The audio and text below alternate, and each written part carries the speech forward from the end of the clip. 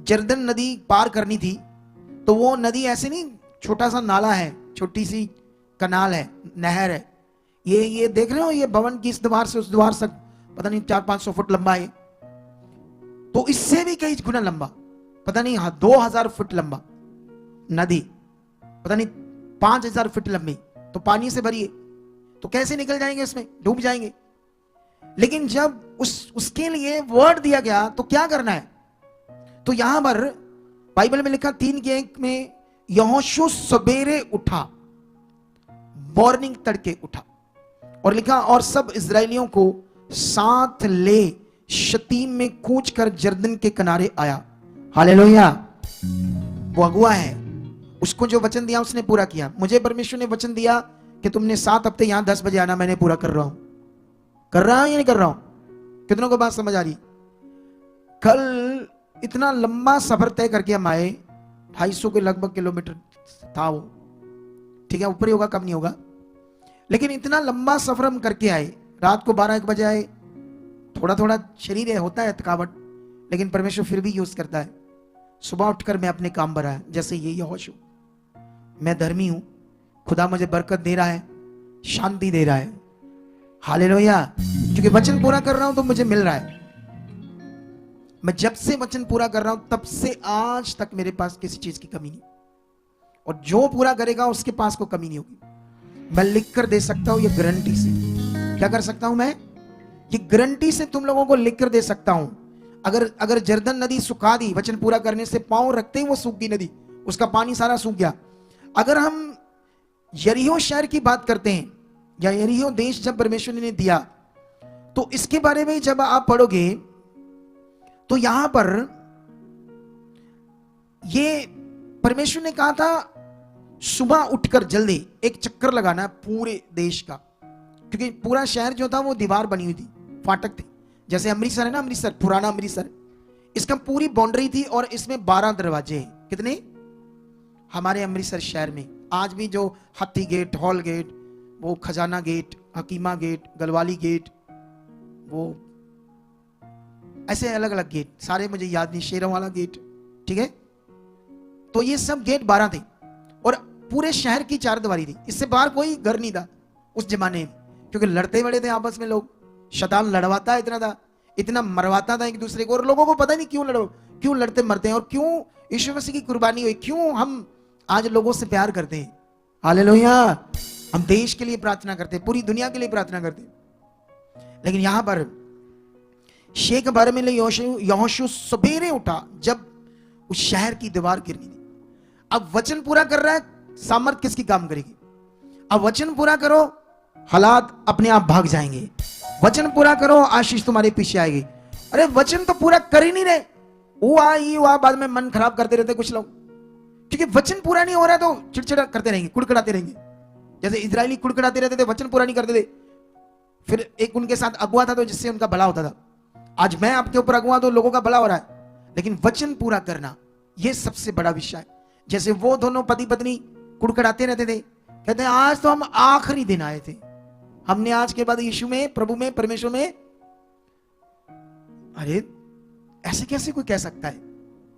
इसका मतलब वो परमेश्वर को उसने जाना ही नहीं, उसे पता ही नहीं लगा सच्चाई क्या है, जीवन क्या है, अनंत जीवन क्या है, मोक्ष क्या है। जब पता ही नहीं तो इसीलिए ऐसी बातें बोल सकते हैं, लेकिन जब पता है तो 100 टुकड़े, 1000 टुकड़े भी वो कर दे। परमेश्वर से एक पल भी कोई दूर नहीं हो सकता।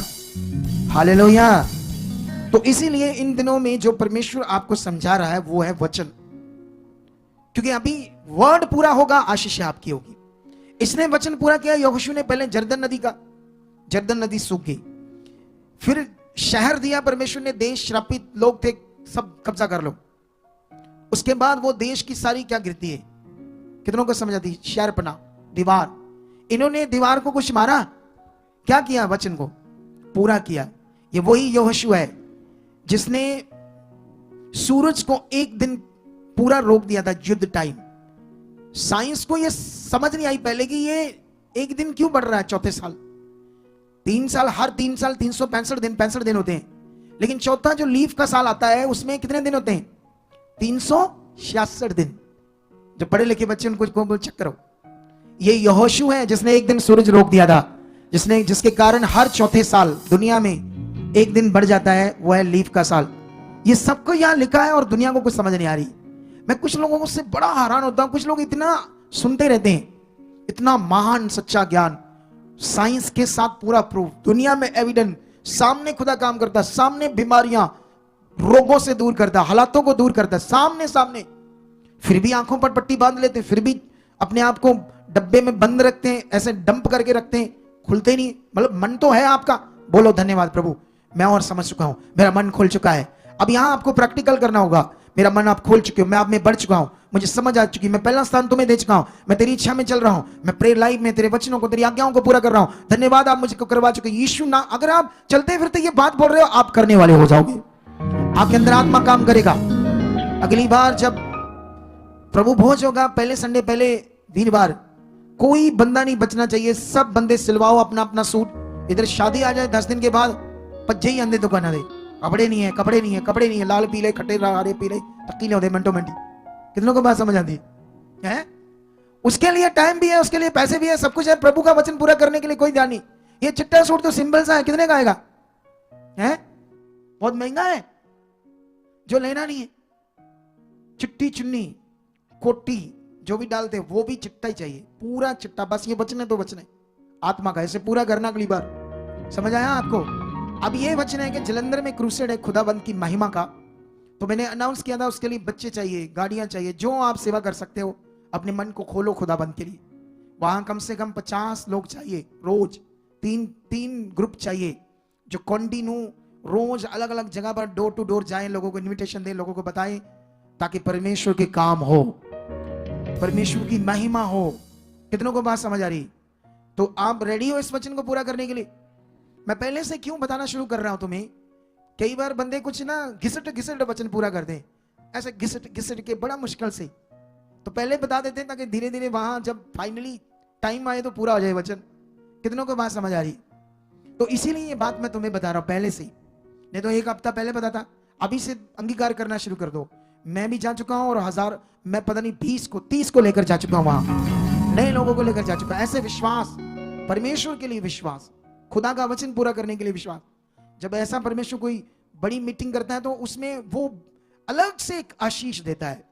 कितनों को बात समझ आ रही है? कितने लोग यहां आते हैं, क्रूसेड में गए तो उनका वो जो 2 साल से नहीं हुआ उस दिन हो गया। आप समझते कि नहीं समझते हो? इसलिए मिस नहीं करना परमेश्वर का कोई भी काम हमने। आई होप आज के वचन से तुम्हें यह समझ आ चुकी है कि हमारा खुदा जिंदा है।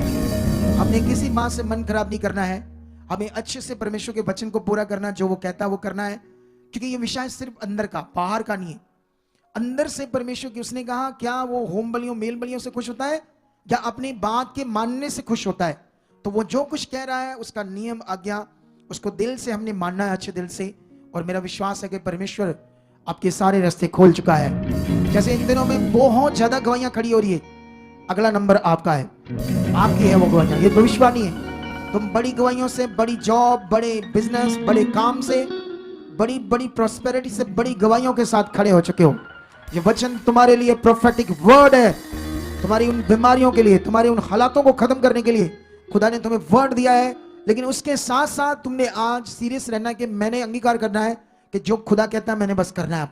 अब मैं रेडी हूं, करने के लिए तैयार हूं। सब चीजें परमेश्वर ने जो मुझे काम है, एकदम से परमेश्वर की इच्छा में चलूंगा। तो अभी रेडी हो जाओ। सबसे पहले हम अपना बीज बोएंगे, उसके बाद फिर हम प्रभु भोज भी करेंगे। और